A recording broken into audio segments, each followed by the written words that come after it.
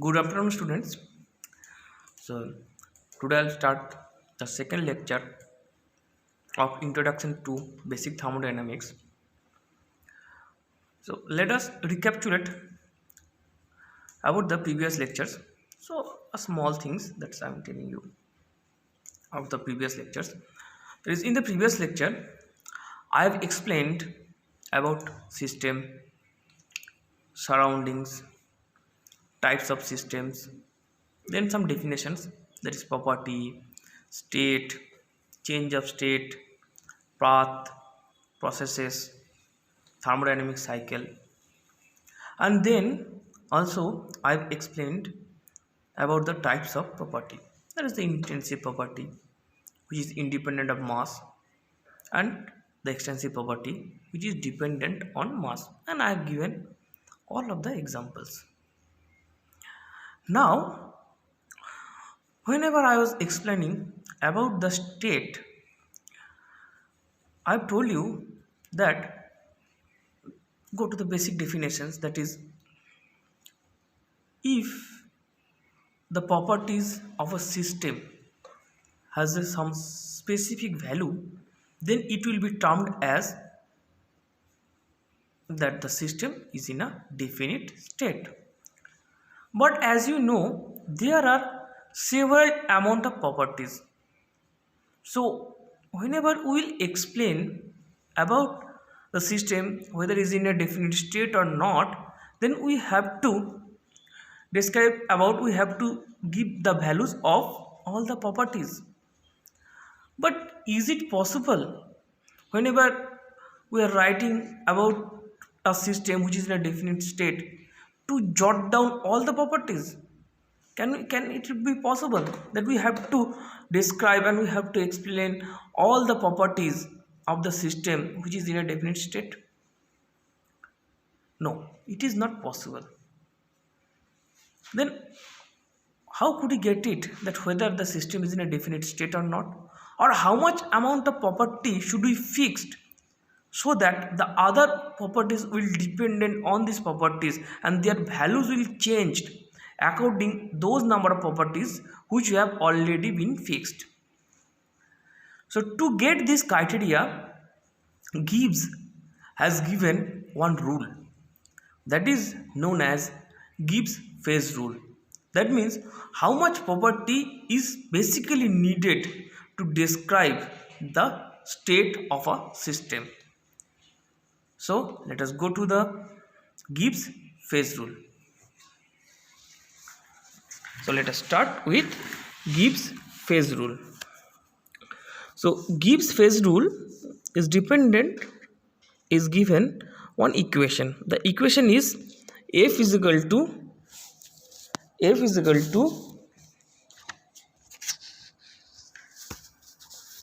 C minus P plus 2.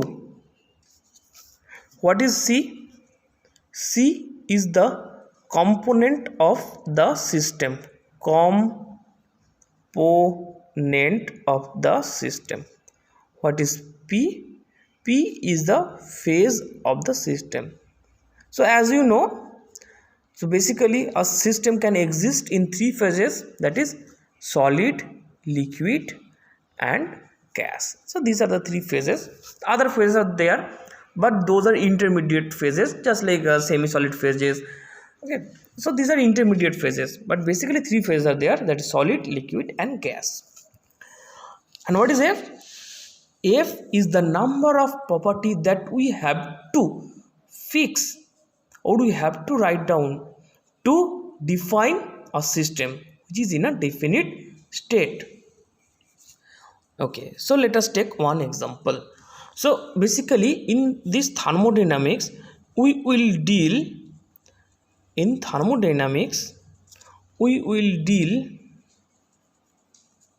with a single component system.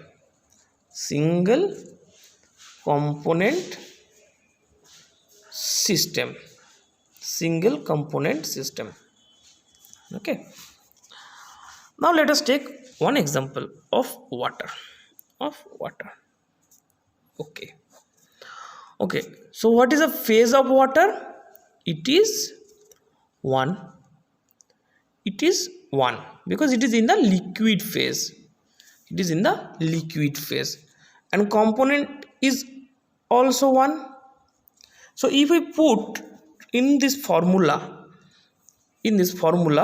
of to finding out the number of independent properties, we will get 1 minus 1 plus 2. So the result is 2.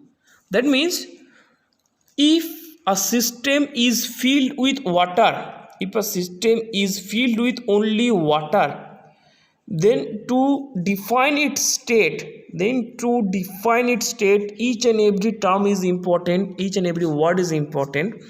Then to define its state, we require two properties. Okay, what is the property? That means, let us give one example. If we take this water bottle, the liquid inside the water bottle, so to describe the state of this system, we have to describe the pressure of the water and the temperature of the water. So we have to describe the pressure of the water and the temperature of the water. Okay, then you can see all the other properties will be fixed. Whether it is a volume, whether it is the internal energy, whether it is the external enthalpy, whether it is the enthalpy. So all these properties will be changes. If these properties changes, then all these properties will be changes, and if these properties are fixed, and according to that these properties will be fixed. That means to describe the state of a system whose phase is 1, we require two properties. So this is a single phase system. Now if we take double phase system, what is a double phase system? Suppose in a system where water and vapor exist. Can you give one example when water and vapor exist simultaneously? Let me give you the example. So when the water is boiling,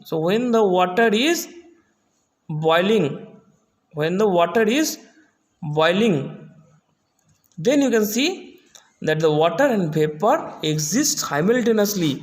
So it is known as double phase system. So if we put on the formula, you will get that component is 1, so C is 1, phase is 2, then we have a constant. That means we require only one property to describe the state of the system. So whenever the system and whenever the water is boiling, then you can say you have to either fix one thing, whether it is a temperature, whether it is a pressure. So we know from our childhood that water boils at 100 degrees centigrade, but we don't need to tell what is the pressure at that time, because we know that only one property is enough to describe the state of the system. That doesn't mean that pressure is not there. Pressure is there, but we have already fixed one property, and as per that all the other properties will be fixed. Just like pressure, it will be 1 atm. If we changes the temperature, that water is boiling at 80 degrees centigrade, that means the pressure either increased or decreased. Okay, so as per that it will be increased. So you can see only one property is required for a two-phase system to describe whether the system is in a definite state or not. Then comes three-phase system. Okay, before going to the example, let us take what will be the formula. So number of independent property F is equal to 1 minus 3 plus 2. That means it is 0. That means it is a fixed condition. When the degrees of freedom is 0 or the number of independent property is 0, it only indicates that it is a specific conditions when the three phases exist. So you can take the example of water. So when water, vapor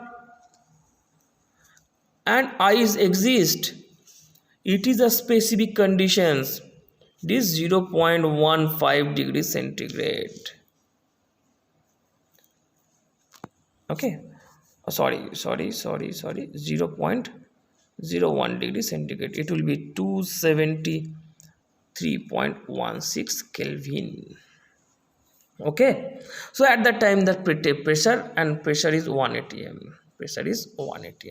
So you can see at this time it is only a single condition when water, vapor and ices exist. It is a single condition, and this condition is known as triple point. So every pure substances has one triple point, and it is specific when water, vapor and ice exists. Okay, so this is all about the properties and how much property we have to fix to describe the system. Next it comes, okay, so before going to quasi-static process, we will describe about equilibriums. Equilibrium,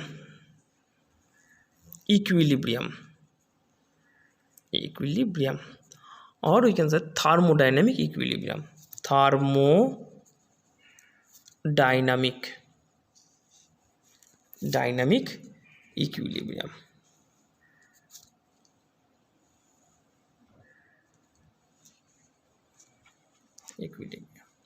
So let us understand about the equilibriums, thermodynamics equilibrium or equilibrium. So equilibrium, as you can see from the name, it implies that equilibrium means the balance where between systems and the surroundings. So basically there are three types of equilibrium. One is thermal equilibrium.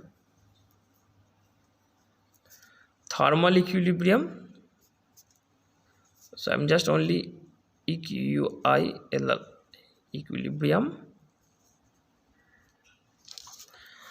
Then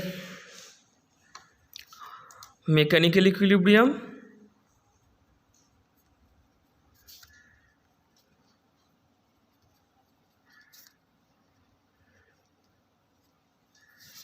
And finally it is chemical equilibrium.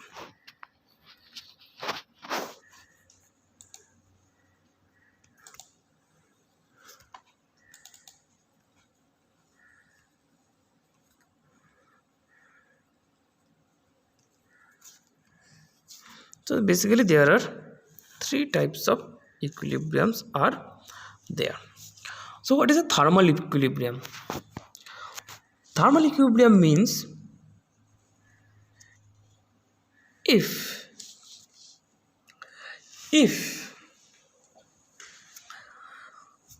the net changes in the temperature between the systems and the surroundings is 0, then it is known as thermal equilibrium.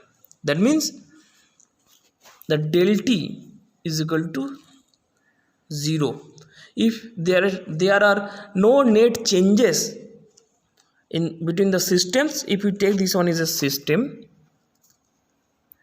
and this one is a surroundings,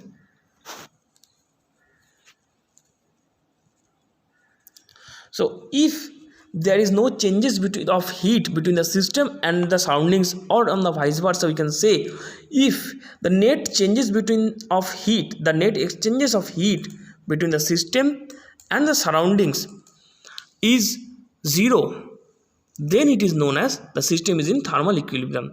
That means the temperature, if the temperature of the system is 27 degrees centigrade and if the surroundings temperature is also 27 degrees centigrade, then the system will be said that the system is in a thermal equilibrium condition. That means there is no changes of heat between the systems and the surroundings. Okay, and there is no temperature gradient between the system and the surroundings, then it is known as the thermal equilibrium, or the system is in thermal equilibrium. Next is mechanical equilibrium. What is a mechanical equilibrium? Mechanical equilibrium means if there is no imbalance forces between the system and the surroundings, then it is known as, or the system is said to be, is in mechanical equilibrium. What I have said, there is no imbalance forces. So if there is no imbalance forces between the systems and the surroundings, there will be no work on, no driving forces across the system, then it will be said that the system is in mechanical equilibrium. But in thermodynamics, basically we will deal with the pressure. Okay, basically we will deal with the pressures. That means if there is no pressure gradient, between the systems and the surroundings, then the system will be considered is in mechanical equilibrium. Okay, that means if the pressure inside the system is 1 atm and in the surroundings is also 1 atm, atm means atmospheric pressure. If the inside system is in 1 atmospheric pressure and the surrounding system is 1 atmospheric pressure, then the system is said to be, it is in mechanical equilibrium, because there is no pressure gradient. Because if there is a pressure gradient, then the boundary wall will move, because there is an imbalance of pressure between the system and the surroundings. Okay, next, last one is in the chemical equilibrium. Chemical equilibrium is that if the rate of forward reaction is same as the rate of backward reaction between the system and the surroundings, then we can say the system is in chemical equilibrium. That means it only indicates that no reaction is taken places. Okay, or we can say the chemical affinity, the grid is 0, then it is known as the chemical equilibrium. So if we list down the 3 cases, for thermal equilibrium there is no temperature gradient, that is 0. For mechanical equilibrium there is no pressure gradient, that is 0. And for chemical equilibrium there is no chemical affinity, that is 0. Then, and if these 3 conditions satisfied simultaneously, that means the system is in thermal equilibrium, the system is in mechanical equilibrium, the system is in chemical equilibrium. If the system resides all the 3 equilibrium at the same time or simultaneously, then it will be said the system is in thermodynamic equilibrium. Dynamic equilibrium.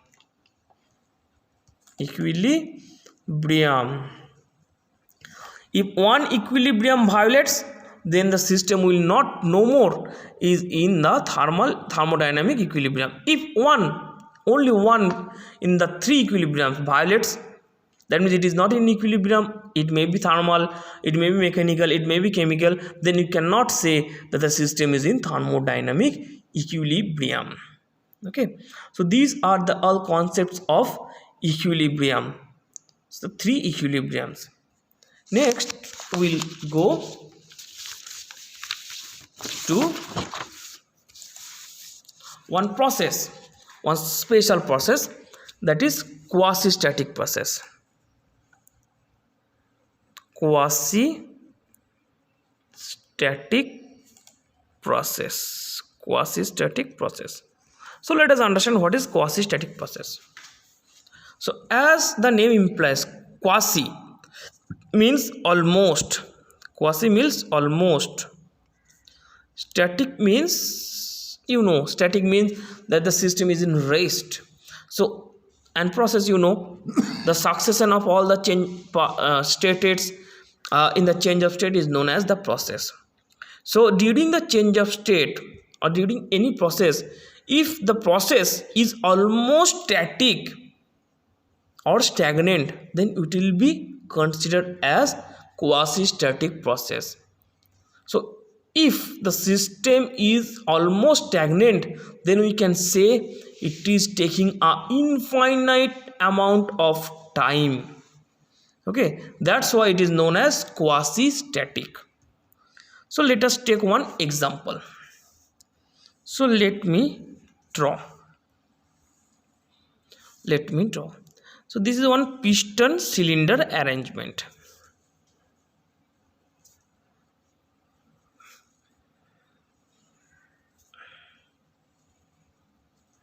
So this is piston,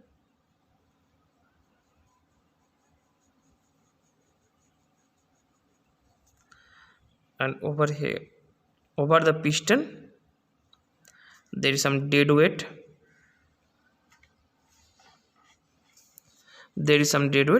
And inside the piston and cylinder arrangement, some gases is there which is compressed.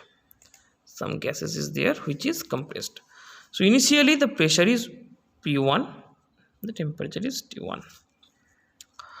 Okay, so this is the piston, and this is weight. Now if we remove the weight at any instant, what will happen? The piston will certainly rise and hit the stop. And the gas will the volume of the gas will increase, the pressure of the gas will decrease, but it will act simultaneously. That is, it's a instant process. मतलब weight को हटा दिया और instantly the piston reaches to the stop, and the process will stop. So this is the instantaneous process.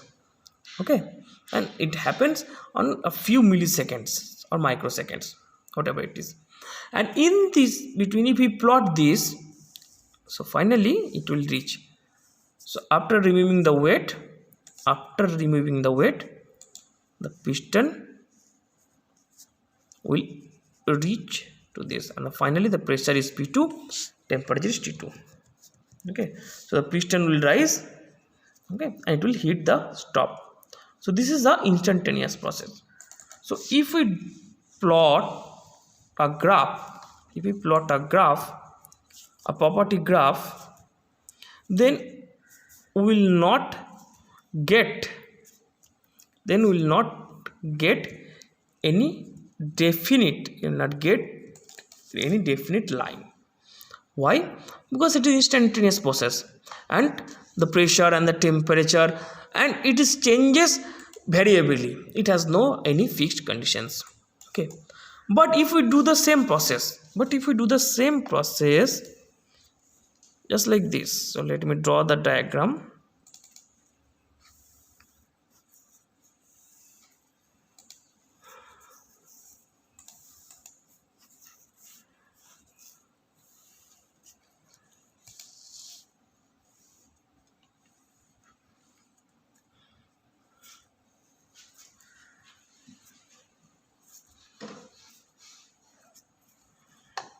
So the piston was initially at the condition 1. The piston was and now what we have done, we have made a changes in the weight. What we have done, we have divided the weight, and we have segregated the weight into infinite number of small weights. So we have divided the weight into infinite number of small weights. Now we have removed one small weight. So what will happen? The piston will increase a little bit amount. If the initial temperature is P1 and the volume is V1, then the pressure will change slightly, the volume will increase slightly, because we have changed a small amount, small amount of weight has been removed. Okay, so after removal the weight, the system has gone to another state, and at that state it has reached the equilibrium, because there is no imbalance forces inside the systems. So the system can be considered as thermodynamic equilibrium, and small amount of weight has been shifted, and because of the shifting of the weight, the result is the pressure is slightly decreased and the volume is slightly increased. Then again a small amount of weight has been released. What will happen? It will slightly go in the upward direction. The pressure will slightly change. The pressure will slightly change, and the volume is also slightly changed. And again, the system will attain the thermodynamic equilibrium. P1 plus less V. So again, the system will attain thermodynamic equilibrium. And finally, after removing these weights, infinitely small weight, one by one will reach to the final conditions. So how much time it will take? So if we are removing the weight, infinite number of weights, that means it will take infinite number of time, and in this infinite number of time it will processes some infinite number of intermediate states, and on those states, each and every state, the system is in thermal equilibrium or thermodynamic equilibrium. So if we plot the curve, we will get infinite number of states, because the infinite number of weights has been removed, and because of this process infinite number of time has been taken. So this process, as it is taking infinite number of states and each and every states are in thermodynamic equilibrium, then it is known as quasi-static process. And this quasi-static process you can consider as a reversible process. Okay, so I will explain it on the later classes what is a reversible process, but for now you can understand what is a quasi-static process. That means almost static process. So let me give you one feel about this quasi-static process. Just like old man, how an old man walks.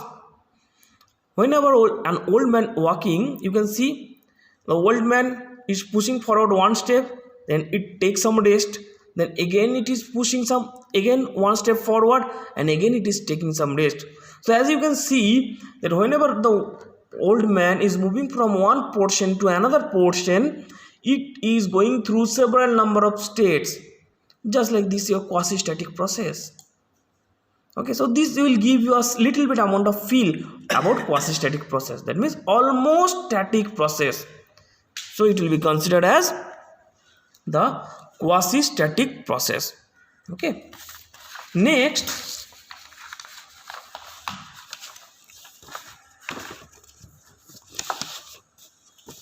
we'll move on to the very important thing, that is energy. What is energy? So energy, you know from the definition, is a capacity to do work. It is a capacity to do work. Energy is capacity to do work. So we know all the definition. So you know that without energy we cannot do anything. That is, I am giving this lecture, that means some energy is utilized, and you are listening to this lecture, that means energy is utilized to listen this lecture, and my energy is utilized to give you the lecture or to make the sound. Okay, so you can see that is the feelings of the energy, that energy means capacity to do works. But in thermodynamics we have to understand what are the types of energy. So let us come to the types of energy. So energy can be divided into two portions.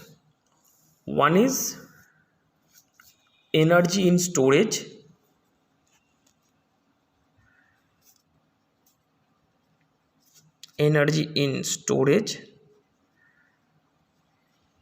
another is energy in transit.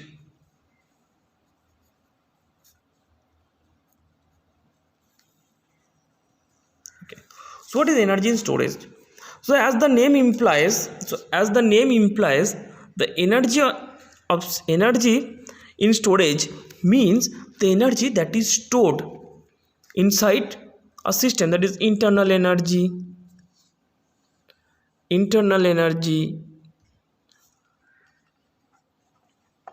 molecular energy, that types of energy which is stored in the system, that is known as energy in storage. So as the name implies. Now what is energy in transit? Energy in transit, as the name implies, that type of energy which can transfer across the system boundary, whether from system to surroundings or whether from surroundings to system, that is known as energy in transit. So it can be categorized into two portions. One is energy, heat, and that is work. So both you can see, heat can transfer across the system boundary as well as work can transfer across the system boundary, and that heat can be converted into work as well as the work can be converted into heat. So this heat and work can be considered as a energy in transit. So you can see that there are several number of works are there. There is mechanical work, electrical work, but all comes under the category of work. Only one prefix is there, that is either it will be mechanical, either it will be electrical, okay, or other works, types of works. So these are the energy in transit. So with this I am ending today's lecture. See you in the next day.